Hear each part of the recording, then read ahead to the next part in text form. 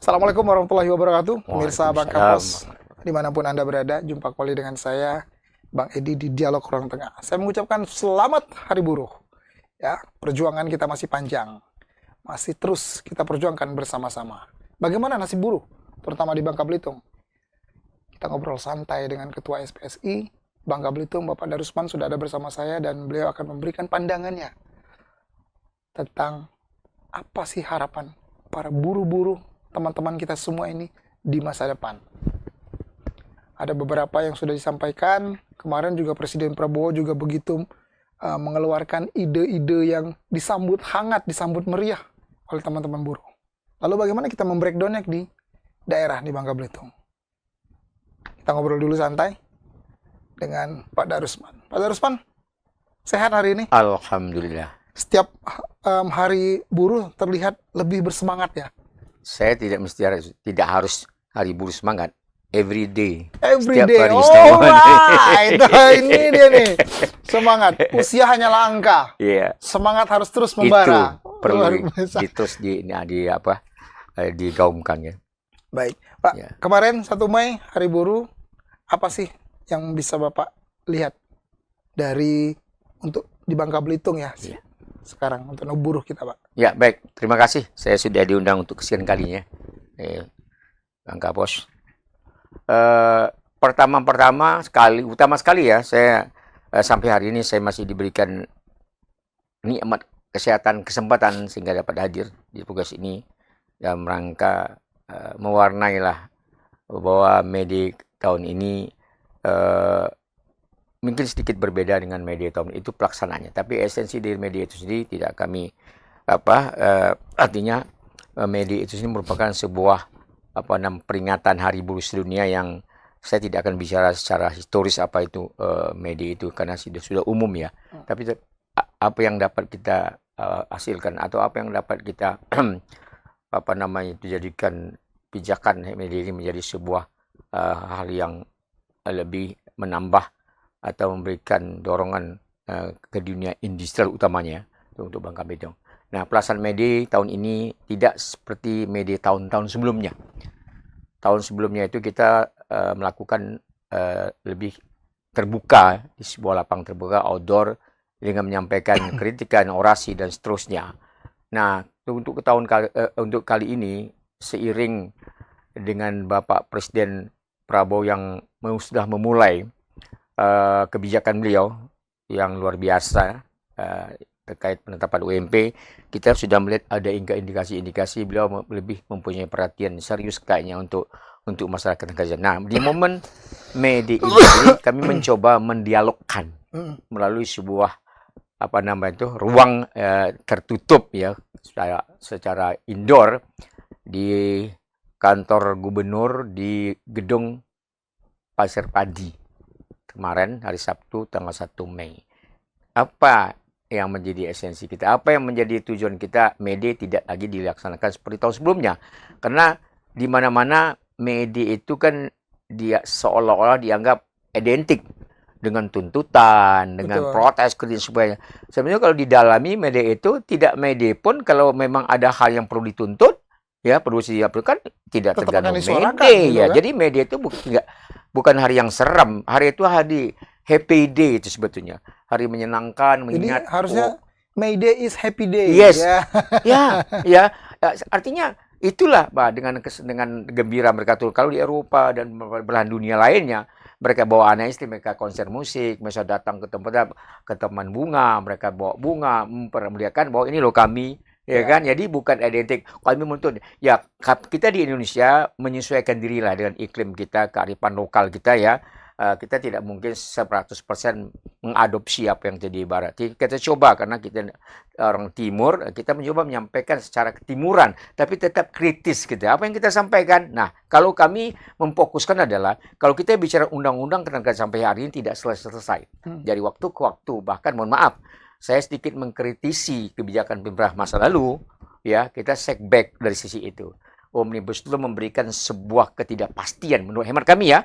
PHK mudah terjadi. Nah, kenapa Presiden sampai sedemikian kuat perhatian yang luar biasa membuat Satgas PHK itu. Rencana. Iya, rencana. Memang itu kan sebuah kajian yang mendalam. Oh, ini PHK ini sudah sepertinya bukan hal-hal yang tabu PHK-nya. PHK ini dianggap lumrah-lumrah saja, padahal ya pemerintah siapapun berusaha optimal mungkin untuk menghindari PHK itu agar tidak menambah pengangguran. Kan itu Pak esensinya. Darusman, tapi kalau konteksnya saya kecilkan, skupnya saya kecilkan, bagaimana kemudian SPSI, terutama Bangka Belitung, melihat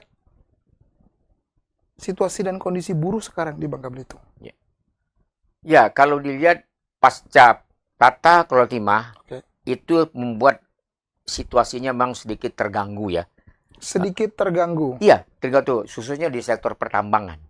Sektor pertambangan loh. Terganggu dari sisi ekonomi finansial ya? Itu jelas, kemudian banyak di antara mereka yang ter-PHK akibat dari ownernya tersangkut kasus korupsi itu, bahkan ada yang belum dibayar sampai sekarang. Ya, mohon maaf, saya nggak perlu saya sebutkan perusahaannya. Itu banyak yang menunggu ya seperti apa nasib mereka ke depan. Di PHK juga tidak, menerima gaji juga tidak lagi. Harapan mereka untuk mendapatkan pesangon juga sampai hari ini tidak ada tanda-tanda kehidupan. Itu kan otomatis ya, itu di sektor pertambangan ya. Tapi kalau di sektor perkebunan, jasa dan seterusnya, itu masih tetap menggeliat lah ya. Tapi untuk sektor pertambangan, itu yang Nah, saya harus membuat sedikit menggarisbawahi. Sebetulnya bagi kami yang telah terorganisir oleh serikat pekerja, khususnya di sektor perkebunan, jasa, dapat dikatakan fine-fine saja lah. Fine saja? Iya, karena mereka sudah sistematis, mereka sudah perjanjian kerja bersama, mereka sudah bisa bernegosiasi secara internal, mereka tidak lagi perlu harus melibatkan disnaker. Harusnya pemerintah berterima kasih, Bangka Belitung. Gubernurnya harus berterima kasih, bupatinya berterima kasih dengan kehadiran serikat pekerja. Tetapi bagi mereka yang tidak paham apa itu serikat pekerja, terkadang serikat pekerja dianggap sebuah sandungan, sebuah tantangan, sebuah pergerakan-pergerakan yang seolah-olah menghalangi investasi. Oh, nggak benar.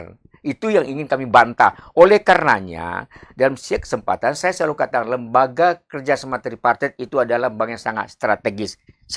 Lembaga ini adalah ruang lingkup lembaga ini adalah menyangkut masalah ketenagakerjaan. Nah, hadir di sana secara official adalah kalau dia provinsi, gubernurlah ketuanya. Kabupaten, bupatilah ketuanya. Kota, wali kota, ketua. Apa yang terjadi kemudian? Dapat dikatakan harapan kita kepala daerah, saya harus sampaikan nih, meskipun pahit, tidak peduli, bahkan saya katakan kurang peduli, kalau kurang masih ada kan, hampir tidak semangat, tidak berasa, lembaga itu tidak berasa, ya. Nah, yang di dalamnya tidak peduli dengan? Ya, dengan apa yang menjadi tugas kita di LKS itu tidak berjalan sebagai yang diharapkan, hanya dibatasi, terbatas sampai disnaker. Disnaker kan bukan decision maker.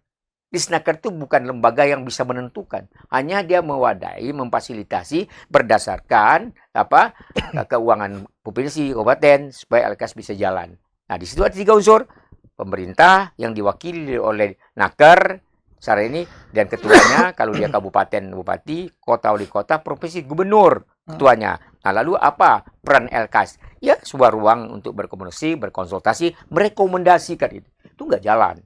Hampir seluruh daerah aja, kecuali selama ini. Ya, selama ini. Cuman saya catat satu. Ya, saya catat yang relatif masih ada rohnya, masih ada tanda-tanda kehidupannya, itu Belitung Timur. Itu pada bupati yang lama. Nah, bupati yang sekarang latar belakangnya juga pengusaha. Saya khawatir ya akan LKS akan ke depan akan lebih baik. Khawatir banget. Apalagi juga kita berharap gubernur kita berlatar belakang juga pengusaha, dan statement beliau luar biasa. Dia akan siratul mustaqim. Mudah-mudahan itu kami nanti ya untuk nantikan itu agar betul-betul tentang industrial ini jangan hanya ngomong ya, jangan hanya berstatement, tapi buktikan ya. Itu yang kita harapkan seperti itu. Jadi kalau bicara nasib buruh di Bangka Belitung sekarang, Pak Darusman menyampaikan sedikit terganggu, ya kan? Sedikit terganggu itu pun hampir tidak di semua sektor. Ya. Hanya kemarin yang terlihat sekali itu di sektor pertambangan. Ya. Itu pun karena ada case. Ya. Ya kan, ada kasus-kasus hukum. Sementara di sektor lain, Pak Darusman melihatnya mungkin baik-baik saja, tapi progres peningkatannya mungkin tidak signifikan. Ya. cenderung tapi baik ya Pak. Menurut Bapak, apakah juga ikut terpuruk juga atau di sektor lain selain pertambangan? Ya, seperti yang saya sebutkan tadi, yang nampak kasat mata dan faktanya ada, itu memang pertambangan. Pertambangan itu meliputi ada smelter ya. Jadi kan bukan justru yang banyak itu terserap tuh tenaga di smelternya, bukan di tambangnya, ya kan? Nah itu yang terasa. Nah, terhadap sektor lain, akibatnya itu kalau di ini ada akibatnya pasar. Tapi kalau mereka yang bekerja di sektor perkebunan, nggak ada relevansinya ke sana. Karena mereka sudah punya perjanjian bersama, cenderung SPO-nya bagus. Saya nggak terganggu kan? Hanya bagian-bagian tertentu. Tapi secara umum, karena kita ini selama ini, handalan kita, komunitas kita itu adalah timah. Jadi timah itu dianggap primadona, begitu terganggu, seolah-olah Bangka Belitung itu gitu ya. Seolah Bangka itu terpuruk banget, padahal kan tidak demikian. Kita lihat fenomena yang ada sehari-harian, makanya di Bangka ini luar biasa. Ya, tidak nampak kalau orang susah. Meskipun dia susah. Ini luar biasa. Tidak terlihat gitu orang di luar menilai kan, oh Bangka ini sepertinya tidak pernah merasakan sebuah semua tekanan ekonomi, fine. Makanya saya katakan fine saja itu. Dan fenomena gitu. Dan saya juga demikian, ya. Yang pertama kita syukuri dulu. Nah, balik lagi seperti pertanyaan tadi, apakah memang situasi Bangka itu seperti yang saya sebutkan tadi?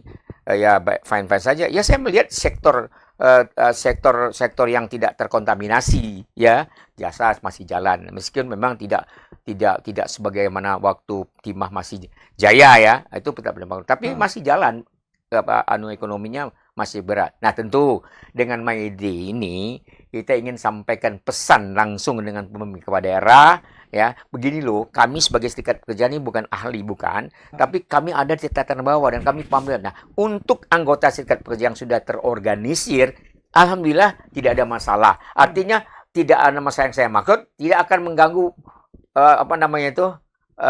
seperti di Snaker seperti mereka sudah berterima kasih karena mereka sudah mampu membuat kesepakatan secara internal melalui perundingan bipartit. Contoh seperti ini. Misalnya kalau kita bicara undang-undang, ya itu undang-undang kan sebagai tonggak awal ya. Variabelnya nanti hasil perundingan itulah. Nah, bagaimana untuk meningkatkan lebih dari undang-undang? Ya berdasarkan negosiasi. Nah, negosiasi ini kan harus take and give. Anda berikan kepada saya pengusaha apa? Ya produktivitas, ya loyalitas, dedikasi. Nah, Anda sebagai pengusaha kasih siapa? Jangan Anda hanya bicara cari untung tapi tanpa menghiraukan kelangsungan. Kita nih hidup bukan cari makan. Ya kan? Terlalu kecil lah urusan kita cari makan, ya kan? Hidup ini ingin berbuat untuk semua kita dari mulai yang kecil ke atas betul-betul bisa berjalan sebagaimana yang di negara-negara berkembang. Iya, semestinya. Pak Darusman, itu situasi kondisi buruh di Bangka Belitung saat ini, ya kan? Ada yang sedikit terganggu, tapi overall secara keseluruhan menurut Pak Darusman sebenarnya baik-baik saja. Walaupun kita tahu situasi ekonomi juga secara nasional sedang ya tidak baik-baik banget, ya kan? Nah, itu. Di May Day kemarin, di 1 Mei kemarin, Presiden Prabowo menyampaikan ada 2 hal menarik yang disampaikan dia di depan ribuan publik, ya, ribuan masyarakat, terutama masyarakat buruh nih kemarin. 1, beliau akan membentuk Satgas PHK. Yang kedua, beliau berencana menghapus outsourcing. Ya, notabene tujuannya tidak lain tidak bukan adalah untuk kemudian menjaga bagaimana eksistensi buruh tetap berada di garda paling terdepan. Ini kepedulian beliau sudah sangat baik sekali. Bagaimana seorang Pak Darusman melihat apa yang menjadi yang disampaikan oleh Pak Presiden kita? Baik, ini menarik ya. Mungkin sebelum saya merespon atau menanggapi hal itu, saya cuma ingin kembali kepada statement saya mengatakan baik-baik saja. Itu kondisivitas ya. Situasi kondisi baik. Itu yang saya maksud. Baik dalam artian tidak terjadi kerusuhan. Ya, itu ya. Lalu untuk pergerakan ekonominya itu tadi bukan berarti baik dalam arti market sudah tidak loh. Jadi Ya. Kita baik, artinya kondisi pisah kita masih terkontrol baik, Oke. buruh masih Dengan terkendali. situasi ekonomi begini Iya, kondusif iya masih artinya kondusif. itu. Itu yang saya maksud ya. Konteks baiknya ya. Iya, konteks baiknya. Dan itu makanya kan kenapa kami melaksanakan BD tidak outdoor, kami indoor, lebih tersampaikan pesannya seperti Betul. itu. Nah, lalu kemudian kita terus terang patut mengapresiasi presiden yang luar biasa buat kami ya, buruh, yang betul-betul langsung berhadapan dengan, Respon langsung dia. dan itu saya harus sedikit ke belakang ya, balik ke belakang. Sepanjang yang saya tahu, May Day itu dirayakan pertama kali itu oleh Presiden Soekarno. Ya.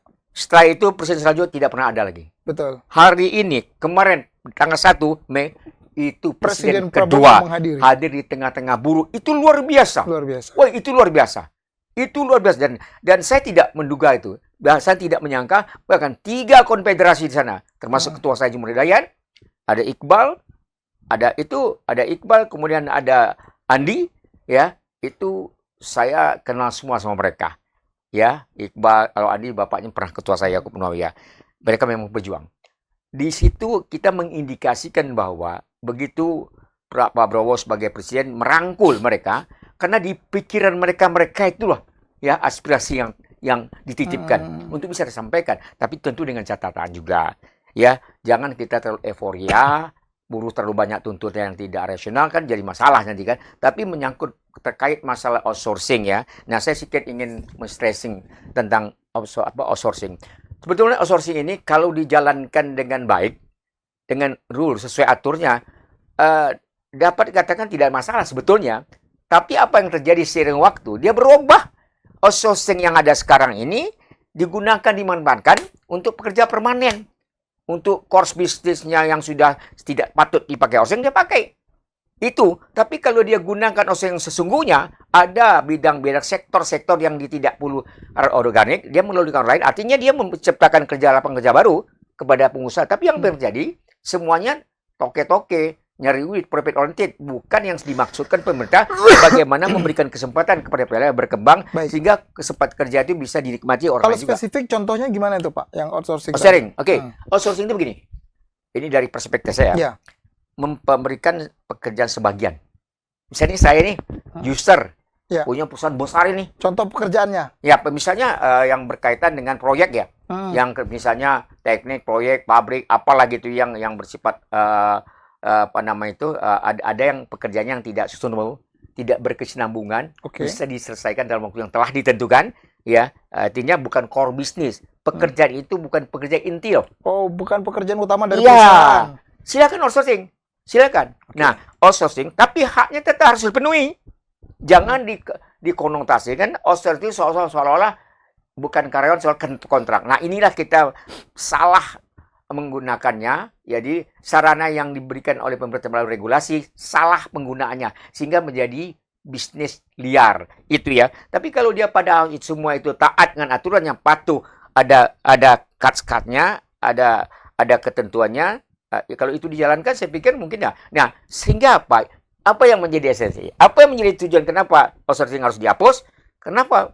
Faktanya memang core bisnis pun kerja di bank pakai outsourcing. Orang kerja teknik dia bilang, pertanyaan sederhana. Outsourcing kan dia bekerja di perusahaan induk, fisiknya, tapi cari administrasi dia dipekerjakan orang lain. Pertanyaan saya, dia berprestasi, siapa yang perhatikan? Saya contohkan. Bung Edi, sebagai user, punya proyek besar. Saya sebagai vendor. Bung Edi, bagi saya. Oke, Pak Usman, tuh, sektor itu. Itu temporary. Saya butuh 6 bulan. Gak apa-apa. Outsourcing. Outsourcing apa? Tapi dengan pekerjaan itu, pekerjaan inti loh. Bukan pekerjaan inti loh. Pekerjaan supporting. Support. Pekerjaan bukan sustainable. Artinya pekerjaan yang tidak berkesinambungan dapat diselesaikan dalam waktu yang telah ditentukan. Berapa? 6 bulan? Setahun? Kalau undang-undang lama, tidak boleh lebih 3 tahun. Kalau tidak boleh lebih 3 tahun, itu bukan kerja yang core bisnis. Tapi yang sekarang ini digunakan. Sekarang 5 tahun ya. Pekerjaan yang tidak boleh itu digunakan. Yang penting tidak lebih 5 tahun. Itulah yang membuat teman-teman kita, para tokoh-tokoh buruh di Jakarta itu sendiri. Di kita ada nggak? Oh, kenapa tidak? Banyak sekali. Lihat itu di BRI. Berapa banyak yang pekerjaan yang harus Outsourcing. berapa banyak outsourcing di sana. Itu fakta. Tapi apakah outsourcingnya di perusahaan-perusahaan di kita, di Ya. Bangka Belitung yang Bapak temukan itu adalah core bisnis utamanya perusahaan itu, atau justru bukan itu? Ya itu tadi. Temuan. Ya, dia menggunakan regulasi itu, Oke. tapi tidak kepada yang diatur dalam undang-undang. Anda boleh loh pakai ini, tapi kerjanya ini loh. Kan itu. Oke. Ternyata yang sekarang terjadi enggak. Saya nak tanya, kerja di bank itu core bisnis enggak? Inti enggak bank itu? Intilah. Ya. Kecuali dia ada perbaikan repair misalnya. Ada repair perbaikan apa ya? Nah, itu boleh. Tapi rutinitas, inti gini, pekerjaan yang sifatnya rutinitas itu tidak boleh di outsourcing. Yang disebut rutinitas, dia tidak akan pernah dapat diprediksi kapan selesainya. Itu yang disebut core business. Yang utamanya, Iya. kan itu utama dari Iya. perusahaan itu Nah, kan. kalau pabrik, misalnya tadi saya punya pabrik nih. Oh, ini cuma memperbaiki servis tanur, smelter. Saya butuh waktu 6 bulan atau 1. Silakan. Outsourcing. Silakan. Monggo. Bayar sesuai aturan, sesuai outsourcing. Tapi yang terjadi sekarang enggak. Orang pekerjaannya itu rutinitas, dia gunakan. Outsourcing. Iya. Nah, Oke. sekarang pertanyaan, kenapa itu terjadi? Nah, bagi perusahaan yang menggunakan, dia gampang. Nah, kalau orang ini tidak produktif, pulangin aja. Kembalikan saja Oke. ke vendor. Berarti itu celahnya ya. Itulah akhirnya orang tidak sempat untuk berprestasi. Orang hanya jadi pekerja semu. Hmm. Bayangkan berapa banyak potensi anak muda yang sarjana bahkan tidak mendapatkan haknya, ya, tidak mendapatkan prospek yang lebih baik ke depan berdasarkan kompetensi. Kapan dia akan berkompetisi, ya, sementara dia tidak punya ruang untuk dia. Tapi Enggak. itu ada celah ininya tidak, Pak? Dalam Undang-Undang Tenaga Kerjaan itu bisa dapat apa ya? Seperti pembelaan, atau kemudian SPSI bisa kemudian mengecek, mengetahui, melihat itu bisa melakukan tindakan atau apa.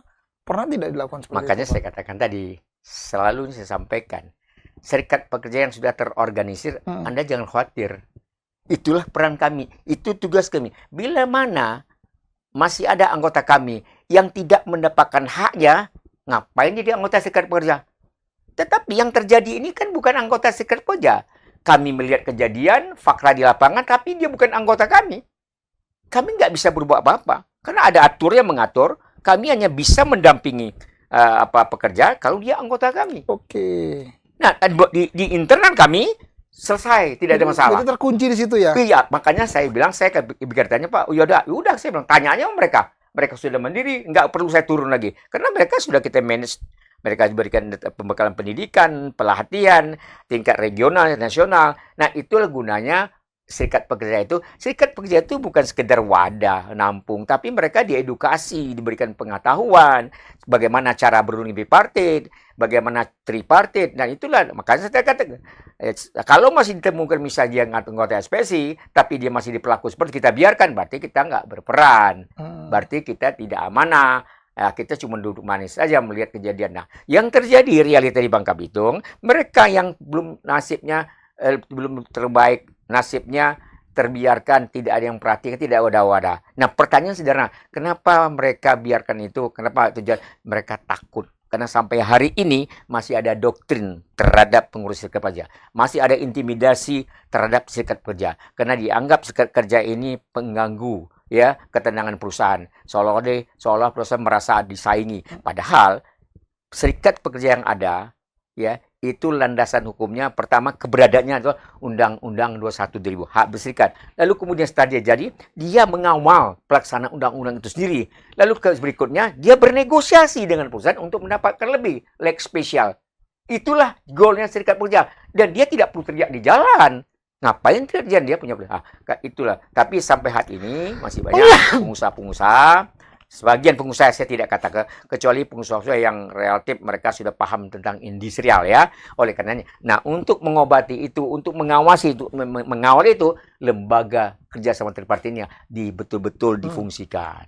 Itu berarti kalau kemudian saya mempertegas, Pak Presiden Prabowo menyampaikan akan menghapus outsourcing, Pak Darsman, bagaimana responnya? Wah, itu ya.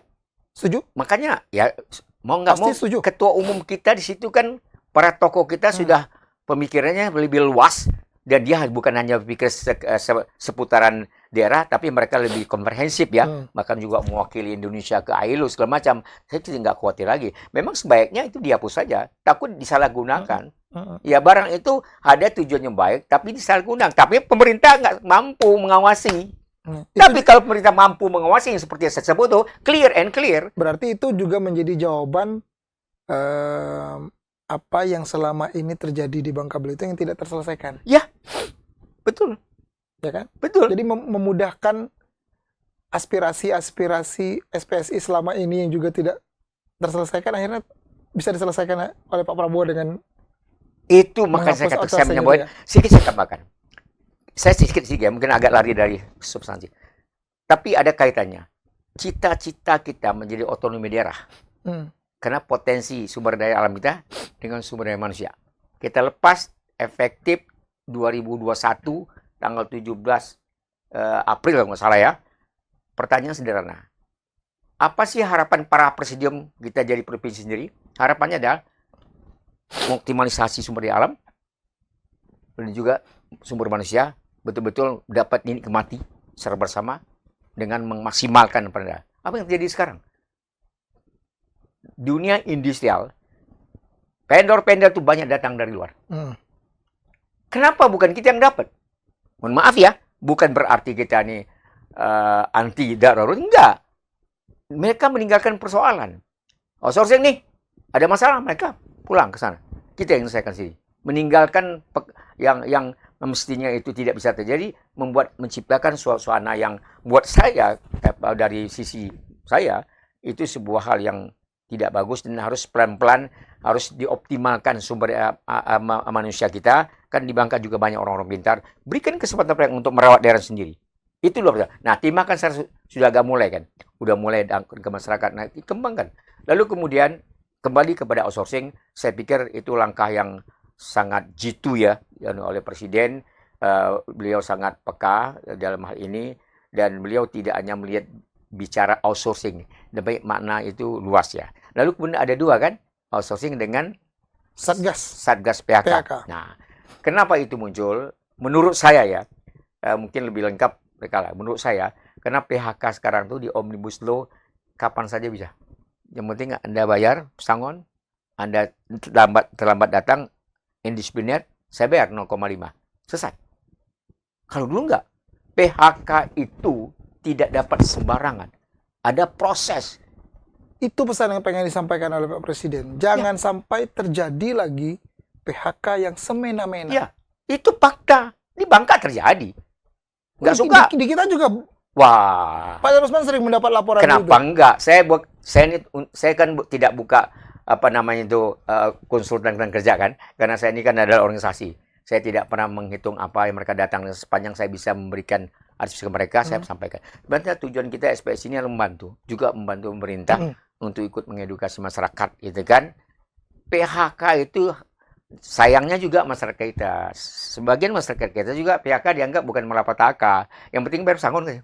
PHK, yang penting bayar. Nah, ini buat bagi sebagian perusahaan, gampang di sini, yang penting bayar pesangon. Itu aja. Walaupun nilainya ada sekarang 1.000 orang PHK bayar pesangon. Nggak ada ngamuk mereka. Oke. Nah, itu fakta. Harusnya ngamuk. Loh, sekarang PHK-nya motifnya apa? Makanya tujuan negara itu menciptakan lapangan kerja seluas mungkin, oke? Ya, dan menghindari pengangguran. Lalu kalau PHK dijadikan sarana untuk orang suka atau tidak suka, kan bertentangan itu. Orang bekerja ini bukan model, bekerja ini kan kebutuhan jasmani, kebutuhan kehidupan sehari-hari. Mereka bekerja, bukan hanya makan, menyokin anak, ya kan, dan sebagainya lah ya.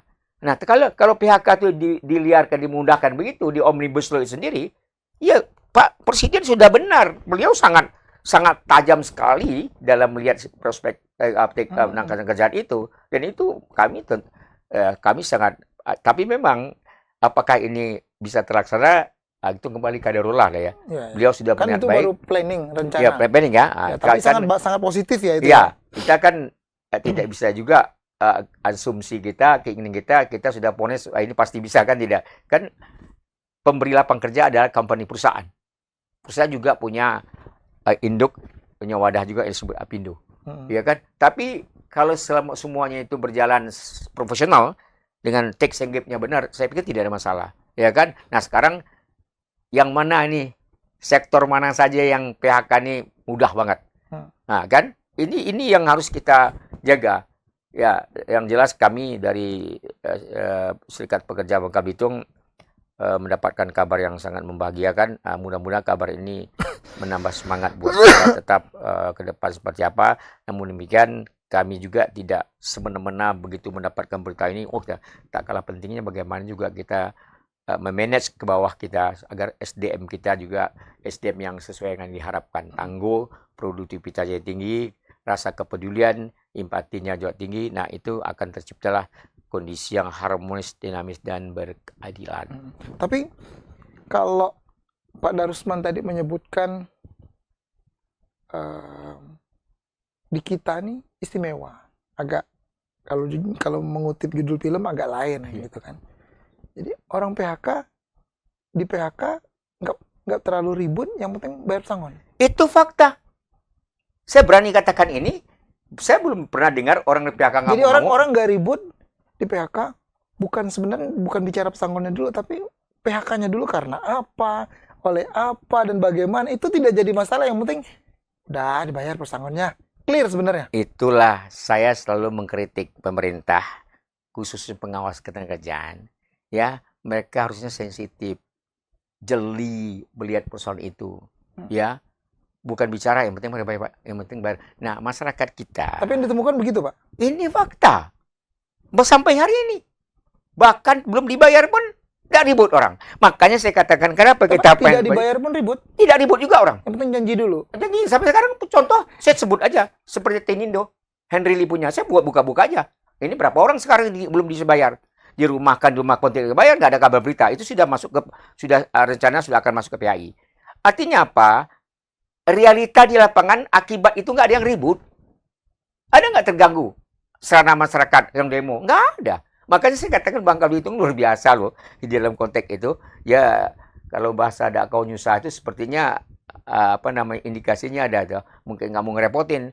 Kasian kan kita. Nah, kita yang melihat persoalan ini secara keseluruhan menjadi kasian. Di satu sisi kita juga tidak. SP kan bukan lembaga pemerintah ya. Dia adalah social control.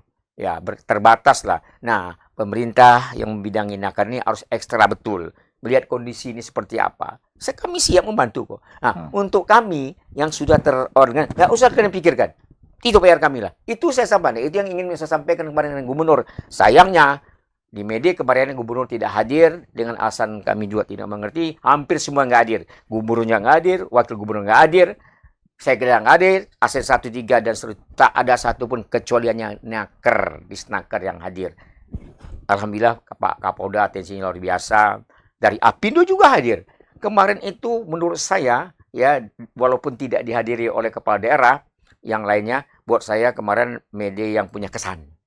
Ya, ada asosiasi pengusahanya, jadi imbang kemarin. Kita sampaikan, kita tayangkan sekilas perjalanan SPSI di depan audien dan kita berkonsultasi, ada 4 pembicara dari pengamat ekonomi dari UBB yang juga hadir sebagai bicara, juga ada dari Snaker, dari asosiasi pengusaha, ada beberapa Snaker, BPJS TK dan kesehatan. Full kita selesai hampir 4:30 kemarin. Buat saya itu tidak siap meskipun tidak dihadiri oleh kepala daerah. Nah, sayang itu momen yang bagus kalau Gubernur datang kemarin pas secara nasional Prabowo yang turun, Bangka Belitung beliau yang ngatur. Wih, ini capaian. Kemarin berbarengan ya? Iya, saya di sama. Di kita ada ini juga ya? Apa? Mede. Ya. Iya, tapi tidak outdoor, indoor. Makanya kemarin kok terkesan sepi-sepi saja. Iya kan, makanya saya katakan, kenapa tahun ini kita tidak lakukan outdoor? Ya, outdoor itu setelah kami coba pelajari ulang, azas manfaatnya ya semua aja. Nah, kami mencoba ya untuk melakukan ini, untuk menyampaikan langsung kepada stakeholder. Dan syukur Pak Gubernur baru ini ya, dia juga akan tidak suka dia akan menjadi ya ketua LKS Tripartit untuk Provinsi Bangka Belitung. Tapi untuk Bangka Belitung, ya, apa pesannya yang ingin disampaikan di May Day tahun ini? Iya, pesannya adalah bagaimana masa ketenagakerjaan ini terhadap sahabat-sahabat kita, teman-teman kita yang kurang nasibnya kurang baik karena tidak diwadahi, itu diperhatikan. Untuk yang kami sudah bisa sendirilah. Bukan berarti kami bisa menjamin tidak, tapi insya Allah apa yang sudah kami rawat selama ini di Bangka Belitung untuk yang sudah di kota, itu kontribusi yang besar untuk pemerintah. Mereka tidak direpotkan lagi harus turun ke lapangan. Tapi sisi-sisi gelap lainnya, lorong-lorong gelap lainnya itu yang belum tersentuh ya oleh aparatur yang membidangi nakar itu sendiri. Nah, itu sedih. Nah, oleh karena itu kami ingin dorong pemerintah yang baru ini, Pak Hidayat ini, betul-betul bisa mengakomodir itu. Tapi disayangkan, dia juga nggak hadir, wakil nggak hadir. Saya nggak tahu ada apa, ya. Padahal kita laksanakan itu di kantor gubernur. Aneh kan? Tuan rumah sendiri nggak ada, keluarga besar Pemprov nggak hadir di sana, cuma diwakili oleh kepala dinas. Itu suatu yang buat kami menyedihkan sebetulnya. Tapi tidak akan mengurangi semangat kami karena kami independen. Bagi kami hadir atau tidak hadir sebenarnya tidak ada masalah. Tapi kami ingin menunjukkan kehadiran kami, ini loh kami tidak punya tendensius yang bersifat politis. Tulus bahwa kami bagian dari masyarakat Bangka Belitung, ingin berbakti dengan Bangka Belitung ini sendiri, dengan konkret, bukan cuma ngomong doang, ya, ngomongnya berapi-rapi, tapi faktanya. Jangan engkau katakan tapi engkau tak lakukan. Itu yang banyak sekarang. Oleh karenanya, May Day tahun ini kami ingin menyampaikan ini agar pesannya tersampaikan langsung. Itu Sudah tersampaikan. ya. Mungkin kemarin Pak Gubernur, wakil gubernurnya kan masih baru, Pak. Jadi mungkin harap dimaklumi jadi. Ya, kita mau ngomong apa? Ya kan? Tapi semoga nanti di May Day berikutnya. Tapi kami punya catatan. Ya, kami independen, kami bebas. Ya. Kami dalam artian bebas, kami bebas mengartikannya. Selama itu bukti. Ya kan? Gubernur itu setelah dia terpilih gubernur, dia jangan lagi menoleh siapa yang milih atau tidak milih.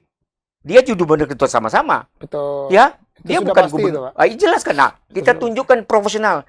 SP profesional. Kami siap menjaga ini semua. Tapi terkadang maaf, kita hanya pandai ya berpiawai bicara di forum-forum, tapi tidak piawai melaksanakan. Jadi harapan besarnya, Pak, atau keinginan terbesar teman-teman buruh, ya kan, melalui SPSI di May Day tahun 2025 ini, konkretnya pengen seperti apa, Pak? Maksudnya pelaksananya atau ya nasib buruhnya pengennya seperti apa? Ya, seperti kan sudah dipermudah nih oleh Presiden, sudah dikeluarkan statementnya. Outsourcing akan direncanakan akan dihapus. Kemudian juga akan dibentuk Satgas PHK agar kemudian PHK tidak semena-mena. Kalau di Bangka Belitung mau seperti apa? Ya, artinya itu sudah sebuah berita yang sangat positif. Nah, tidak cukup batas itu. Kalau kita membuat, saya analogikan hidangan lah. Hidangannya sudah lengkap, 4 sempurna, 5 sempurna. 4 sehat 5 sempurna. 4 sehat 5 sempurna. Disodorkan. Tapi nggak ada yang makan. Sebagian saya dimakan. Padahal itu sudah SOP-nya untuk vitamin. Ada sebagian makan, nasi dia.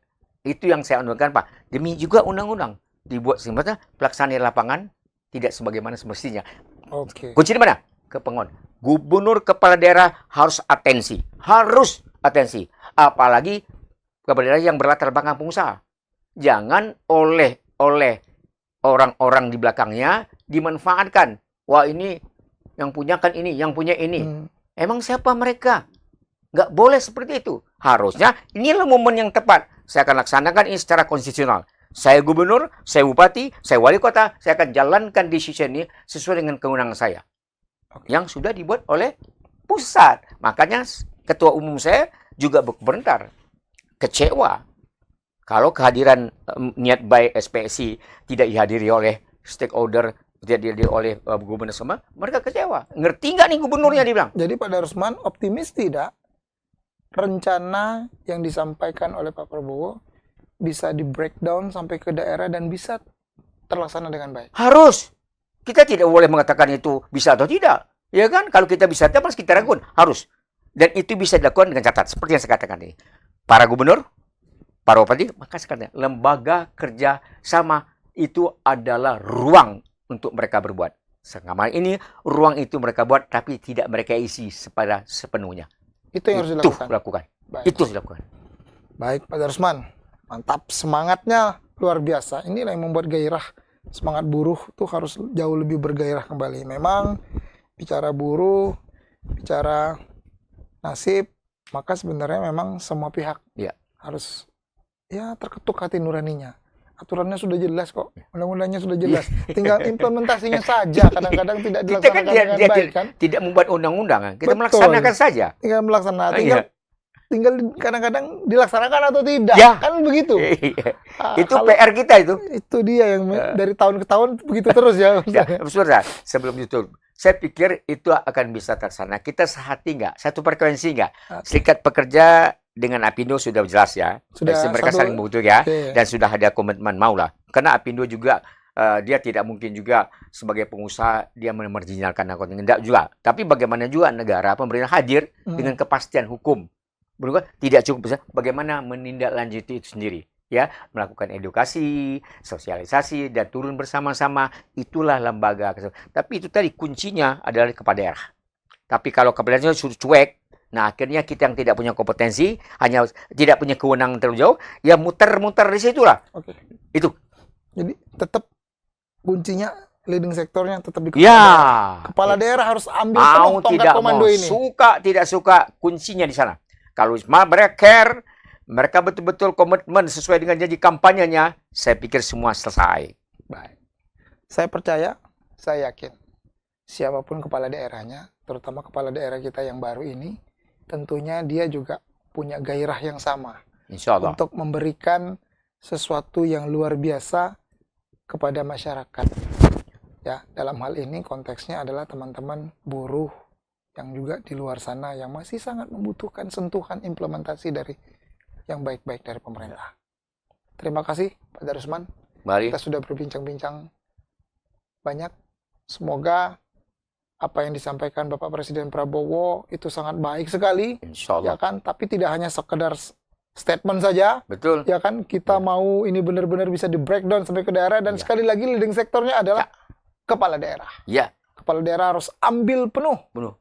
peran ini. Harus. Kalau perlu panggil semua, eksekusi dengan Kepala baik. daerah kan mewakili presiden. Betul, tangannya, perpanjangan tangannya harus langsung di situ. Aneh kalau dia antitesa dengan presiden. Betul. Saya yakin itu pasti akan direspon dengan sangat positif agar menjadi jauh lebih baik lagi. Amin. Sekali lagi Siap. terima kasih Pak Darsman. Siap.